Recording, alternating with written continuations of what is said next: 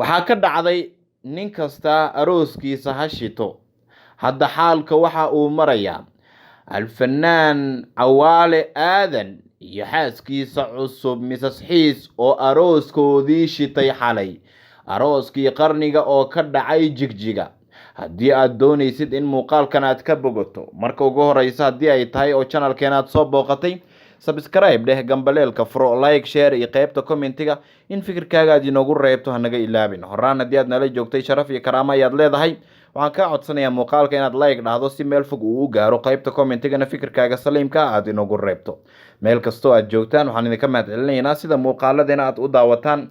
alfanaan cawaale aadan iyo weliba xaaskiisa Mrs Xiis ayaa arooskii qarniga waxay ku dhigteen magaalada Jigjiga ee xadaarada leh ee Soomaalinimada aadka looga jecel yahay. fanaan kasta oo Soomaaliyeedna irdaha u fura, laabtana u fura.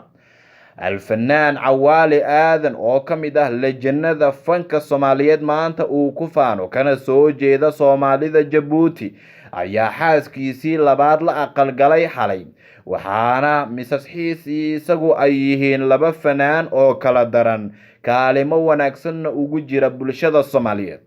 inkastoo arooskan uu kulmiyey fanaaniin badan oo rag iyo dumarba isugu jira, haddana waxaa muuqanaysa in arooska farxadiisa si weyn looga dareemay magaalada Jigjiga oo ah magaalo si weyn fanka looga xiiseeyo, fanaaniinta Soomaaliyeedna si isku mid ah irdaha loogu furo.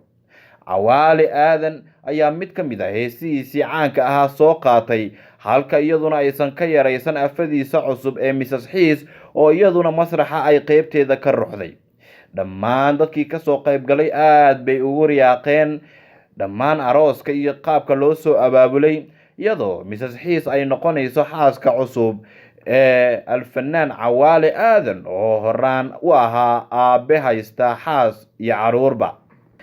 yeelkadeede dad badan ayaa la taagan baraha bulshada, gaar ahaan boggiisa Facebooka iyo bogga Facebooka ee gabadhan uu guursaday ee Mrs Xiis. aflagaado aad u xoogan haba u badnaadaan dumar waxay leeyihiin arnina nin saanle mooho, nin faa'iido ma laha, nin weji ma laha, gabadhii u soo rafaaday ayuu sidaan uga tegay, bal ka warama, war nin haddii wax uu helo nin istaagaya ma aha. gabdhihii iyadoo laga yaabo in walaalkeed uu qabo laba naag, in aabaheed afar uu hooyadeed la guursado, saddex kale uu la guursaday, ayaa waxaa lagu leeyahay hadda bal ninkan muxuu u guursaday, naagtiisii hore muxuu uga soo tagay, waa nin damiir aan lahayn, waa nin aan lagu tilmaami karin nin rag ah, maxaa yeelay waa kan uu iska tamashlaynaya. gabadhii waxaa laga yaabaa inay dhibaataysan tahay, laakiin cawaale wuxuu sheegay in xaaskiisa ay ku qanacsan tahay arooskan, waxaana uu sidoo kale sheegay in isagu aad iyo aad uu jecel yahay xaaskiisa oo wax dhibaato ah aysan isku qabin.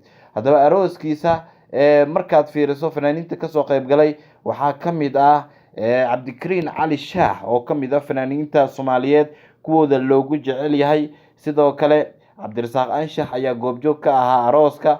waxaa sidoo kale ku sugnaa fanaaniin badan oo caan ka ah Jigjiga oo si weyn loo yaqaano iyaguna oo markaasi kaalintooda ka qaatay arooska. marka qof fanaana uu guursado way ka duwan tahay qofka kale ee caadiga ah, maxaa yeelay heesihii ayaa lagu ruxayaa masraxa. sidoo kale heesihii ayaa waxay noqonayaan kuwo ammaan layskala daalo. adiga ah hablihii midii ugu sareysay, adiga ah raggii ninkii ugu sareeyay, qof adiga kaa wanaagsan maba jiraba, qof adiga maanta kaa wanaagsan dunidan ma saarna, war adiga ayaan kusoo xushay, qof kale uma baahni, iyo waxyaabo kale ayaa meeshii lagu raxay. alfanaan cawaale aadan waxa uu ka mid yahay fanaaniinta qunyar socodka ah ee inta badan baraha bulshada aan sidaa uga sii hadlin, laakiin arooskiisa ayaa abuuray jawi ka duwan jawiyadii caadiga ahaa ee lagu yiqiinay aroosyada Soomaaliyeed, iyadoona mar walba oo qof caana uu guursado hadalhayn badan ay dhaliso. laakiin dad badan waxay leeyihiin lagama filanayn ninkan in uu xilligan guursanayo gabadhan, maxaa yeelay waxaa loo maleynayay in markaasi halkiisa xaas uu ku ekaan doono. cawaale iyo Mrs Xiis ayaa inta la xusuusto horay hees u wada qaaday, heestaas oo markaasi abuurtay jawi ka duwan jawiyadii la yaqiinay. heestaas ayay dadku hadda si fiican u sii dhuuxayaan oo waxay leeyihiin markaanba fariin ayaa la isku dirayay laakiin dadku maysan fahansaneen oo xiriir ayaa ka dhexeeyay labada dhinac. waxaana taasi ay keentay in heestii bal dib loo eego, heestana ereyada ku jira waxay tahay ammaantii ugu dambeysay, iyadoo sidoo kale ay muuqanaysay in xiriirkooda uu ahaa mid si hoose ku socday oo labada dhinacba dhinaca kale uu si weyn u ilaalinayay. Alfanaan Cawaale Aadan waxa uu yahay fanaan marka aniga ahaan aan ka hadlayo aan ka dhageysan jiray taleefanaadkii shiineeska la oran jiray markii berigii hore ee Soomaaliya aan joognay, oo markaasi taleefanadaas Cawaale Aadan haddii aan asmooy ka arsan lahaa ayaha dambiyo rajaan eegayaa eed waxaad fashana ubadkan dhalnaan ku ilaabaya heestii Carafo. heeso badan ayuu ninkan leeyahay oo waa nin legend ah, waa nin aan lagu degdegi karin, waa nin reer Toronto ah oo dalka Canada degan, waa nin aabba ah sidaan horey u sheegay. laakiin guuxa ugu badan hadda iyo buuqa dadka ku wada waa dad haween u badan, oo raggii ayagu way bogaadinayaan, waxay leeyihiin in Soomaalidu ay badato waan doonaynaa, in la labaysto, in la saddexeysto, in la afareystana inagu waan soo dhaweynaynaa. Xariir ayaa ka horeeyay oo isaguna sidaan oo kale loo galay oo la yiri war Xariirow maxaad gabadhii ula guursatay, heestii nafaxaad ee aad qaaday ma been abuur ayay ka ahayd, war maxaa dhacay, ilaa ay gabadhiisi ay soo hadasho oo ay tiraahdo war aniga ninkeyga naga dhexbaxa leemana furin, aniga raali ka ah, war maxaa idin daaray Soomaaliya. hadda mugtaa TikTok-gana hadda wuxuuba noqday waa meesha laga gorfeeyo labadii isguursata, labadii kala tagta oo la soo faaqido, sawirro hore la keeno, codad hore la keeno, heeso hore la keeno, heshiis hore la sheego inay wada galeen labada dhinac oo hal qof uu ka baxay iyo waxyaabaha la midka ah. hambalyo ayaan leenahay alfanaan Cawaale Aadan iyo xaaskiisa Mrs Xiis. guurkiina guur khayr qaba Ilaaha ka dhigo, gurigiina gurinagi Allah ka dhigo, guulana ha ka yeelo kii ubad khayr qaba Ilaahay uu kusoo biirin lahaa.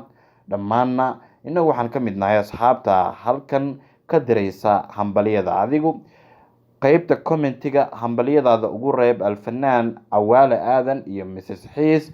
waxaan rajeynayaa in guurkooda guur khayr qaba Ilaahay uu ga dhigo. muuqaalkan guud ahaantiisaba intaas ayaan kusoo gabagabeynayaa.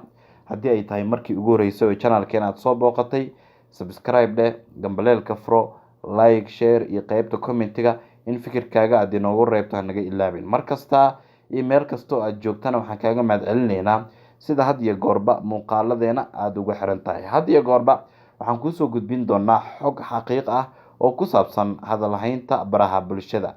muuqaalkan kan xiga anigoo nabad qaba iyo adigoo nabad qaba intaan dib ugu kulmi doono, sidaa iyo nabadgelyo.